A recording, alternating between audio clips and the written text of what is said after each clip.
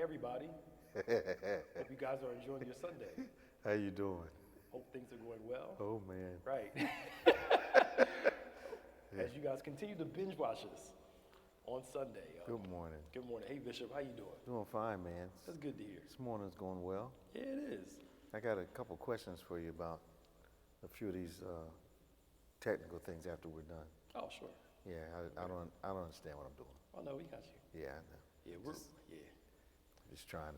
I'm trying to keep up. keep up. I got you. I'm trying to keep up. Yeah, we're trying to put out a lot as much as possible. We hope you guys enjoy the content so far, and we have some more coming out this week. We're actually starting to post a schedule now, Bishop. Sure. Where we tell people what time we're playing certain videos. Okay. So That'll work really they're well. aware of it. We're going live at least once each day this week. Okay. And of course, our multiple clips that are coming out. Absolutely. We did some parental stuff last week that's coming out. Yeah. And we're just having a good time, man, with it. It's pretty cool. It's funny, we're doing the parental subjects, and God gave me a series called, I can't decide whether it's going to be solitary confinement or voluntary confinement. Right.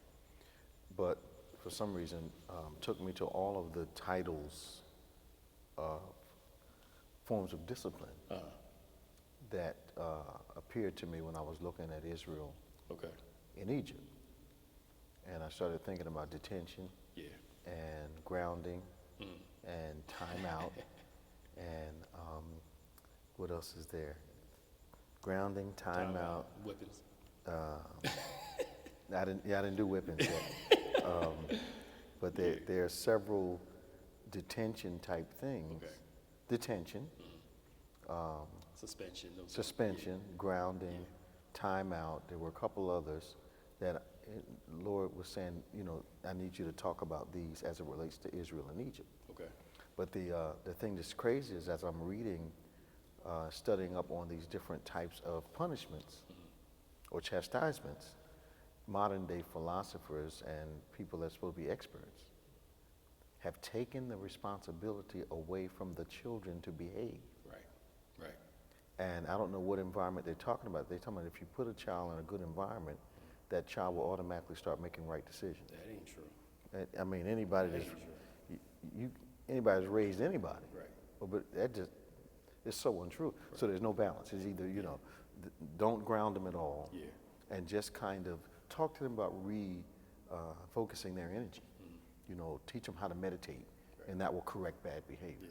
You know, I understand teaching them how to meditate. Yeah.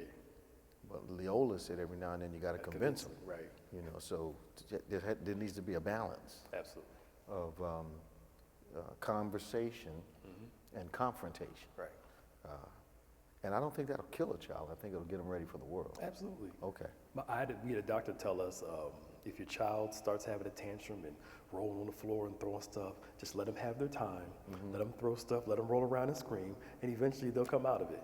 We looked at that doctor like, I don't know who you think you I'm like, nah, that ain't happening in my house. Oh, no. No, you ain't gonna be breaking my stuff up because you mad no. and rolling around on the floor. No. My nephew tried that. I mean, he went bananas. And I sat there and kept reading the book. And every now and then he'd look up to see what kind of reaction I was having. And he'd go further. Rolling into the TV, rolling into the sofa. I'm steady reading my book, looking over the top of the book at him, and so finally when he was done, I wore his behind out. And when his mother got home, she said, what happened? Why? Because the confrontation broke something. Right. And he wouldn't leave my side after that. Yeah. And I was going to church like 3 times a day.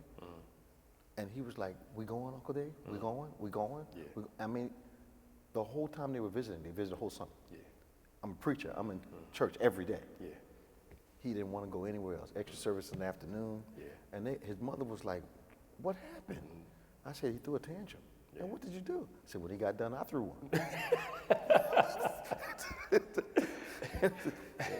And mine changed the course of his life. Right. And even now, if he calls me on the phone, it's like, hey, Uncle Dave. Yeah. Like all he needed was a little convincing. Right. My mom was right. Yeah. But So what are we talking about this morning? Well, we're supposed to recap. Well, thank you for coming. Yeah, joining us. We're recapping this. This dream thing is causing quite a bit of conversation. Yes, and share too, y'all. Share. Yeah, need you to share all this. Yes. Yeah, and invite folk to YouTube and all that other stuff. But I'm finding that there is great mystery connected to the whole principle and theme of dreams, especially in the body of Christ. Right. And one of the things that I was trying to touch on today was, and we're going to really dig into it deeper next time, next Sunday, but there's a lot of questions about dreams, how to react to them, how do I know whether it's come from God or not, you know, and what is God trying to say? And you cannot understand dreams and vision if you think that they can be accomplished by themselves, Right. or if you believe that you don't understand that they are connected to seasons. Yes. And I think the trick is, if I can use that word, is trying to discern whether God is talking to you or whether the dream you're having is just a collection of things that happen during your day or during the week. Yeah. That seems to, and whether the dream is prophetic and whether the dream is offering you an opportunity for a particular season that God has already decided. Right.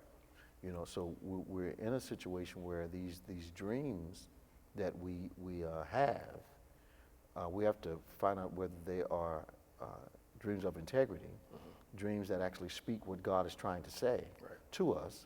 But first off, why does God have to do it that way?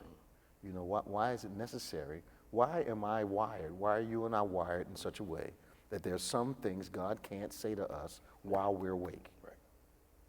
You know, is my flesh so, is my imagination so limited that I can't see myself in my own dream? So when I wake up, I reject what God has shown me because the reason it doesn't make so much sense to me is it's not showing me the chapter in my life that I'm in. Right. It's showing me the chapter in my life that's next, Right. that's possible, Right. that's an opportunity. Yet, the chapter is so big that it does not look like a progression. Right. Because I'm not sure God puts the progressive steps in the dream. No, he doesn't. He doesn't put the runway in the dream. He shows you the result. Right. And to the place you come out, like Solomon says, oh my goodness, this was a dream.